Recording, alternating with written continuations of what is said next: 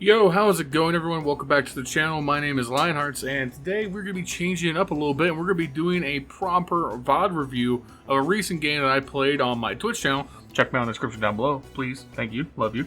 And take a look at how I started off playing this game really badly, making some very easy mistakes, and more importantly, how the mental in this game was the most important part for me turning it around and pulling out a W for me and my teammates. So if that interests you at all, make sure you guys take a second, like the video, subscribe to the channel, leave a comment down below, check me out on TikTok, Twitch, Twitter, all of that. Thank you very much, and let's go ahead and get started. Alright, so we're starting off here on good old Dust 2.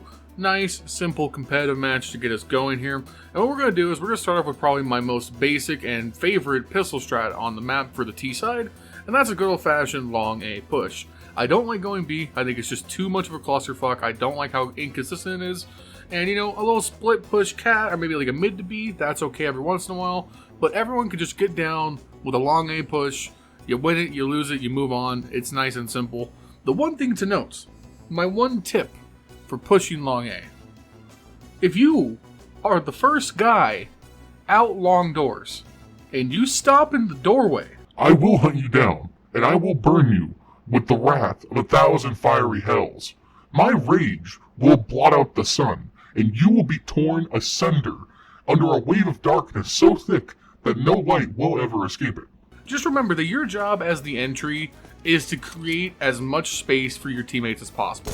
So you need to get out the doors, get out towards the trash can, get out towards pit, whatever it is, and start dueling. Your goal is not necessarily to kill everyone you see.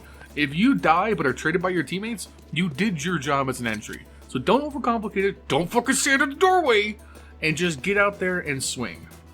But as you can see, that doesn't necessarily go our way. We get mopped up, and it comes down to just Furley in a 1vx, pretty much an unwinnable round. And I'm going to commit a cardinal sin, and the first mistake that we're going to highlight in this video.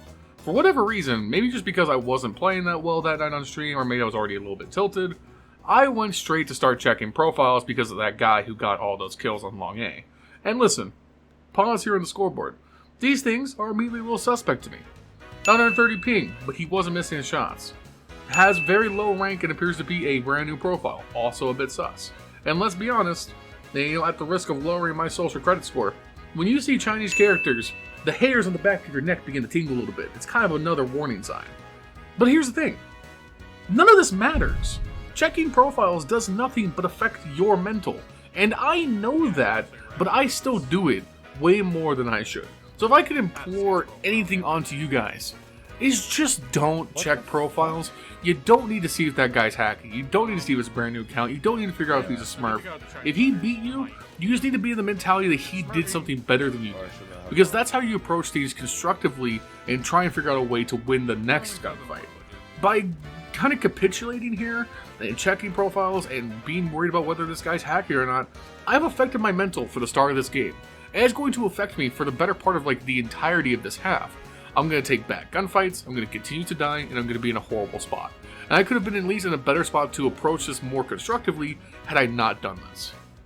So I would say this is probably the lowest point in the game for me. This is where I really have to take a second, take a deep breath, and try and turn things around.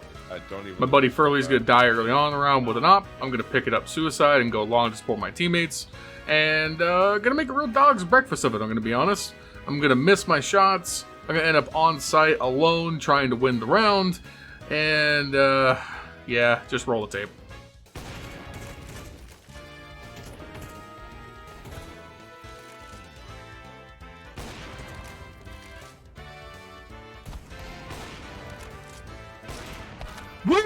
Where did that shot go?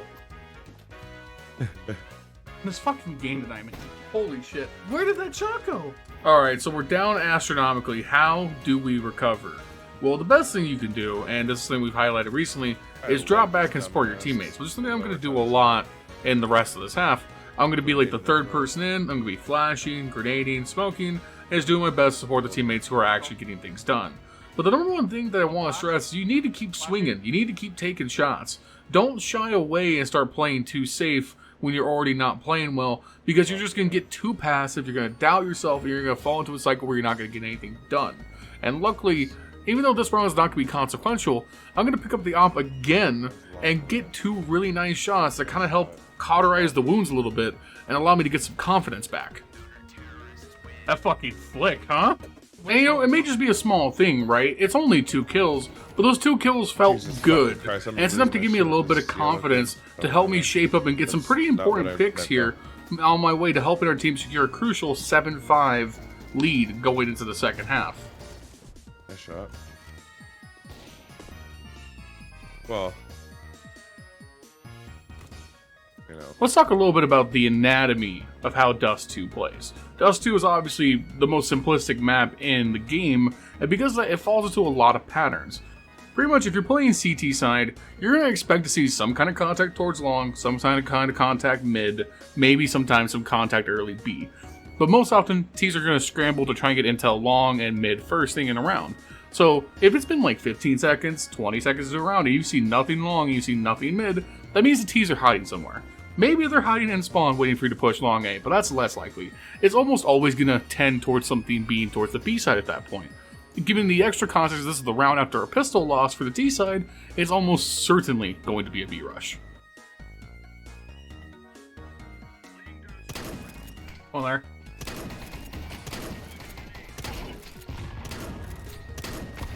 One less there. Now, that may have looked like just a random pre-fire, but it was fully intentional, and I'm taking advantage of one of the strongest aspects of shotguns right now. Shotguns in general are super strong in the current CS2 meta for their great value to strength ratio, but also, because of how the smokes have been changed in CS2, they are some of the best utility tools for scouting in the entire game. You can clear out entire sections of the smoke with one shotgun shell and see what's going on behind it for free. And remember, we talked about this in a recent video, smokes for the majority of players are walls. They don't think people are trying to go through them at any moment's notice, which is why when I shoot that shot, that guy is just standing there on the other side of the smoke, not knowing what the hell just hit him, and I spoiled the B rush because of it. And around where the T's could have burst 5 people out of the B site, maybe secured the site, who knows, maybe they win the round. Just this simple use of the shotgun has spoiled their entire idea for the round. It's really great stuff. Shotguns are super powerful, you should be using them. And at this point, friends, I'm very proud to announce that we are in fact so back. Consider that I was in the mind frame that round 2, this game was over and we were for sure going to lose. We're now up on the CT side in control, and my head's back in the game because I kept it in the game. I didn't lose focus for that long. I played behind my teammates, I settled down and found a groove. And you know, at this point, sometimes just the shots start going your way. Let the clip play.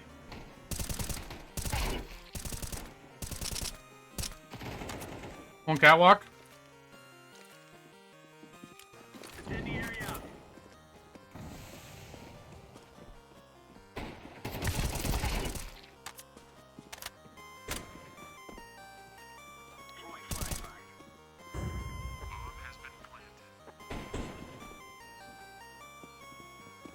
On ramp.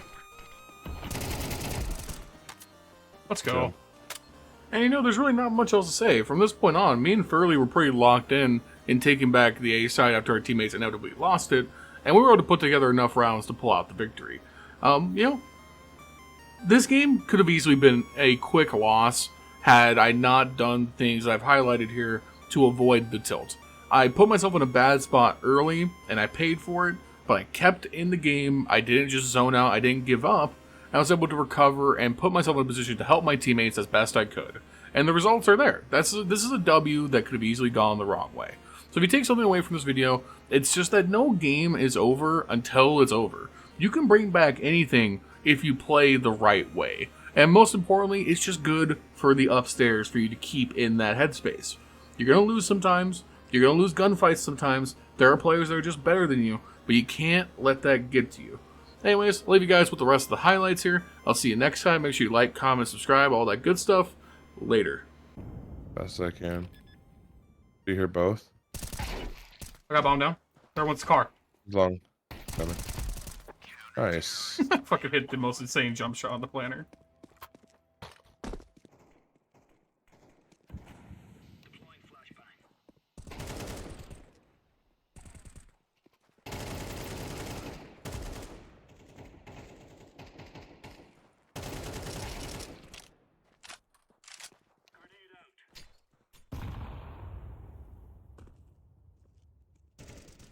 Nice, let's go. GG, guys.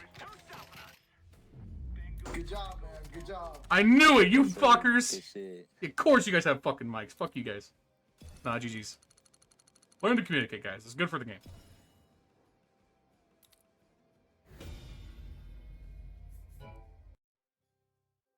Of course they fucking just talk at the very end. Bastards. Every time, man.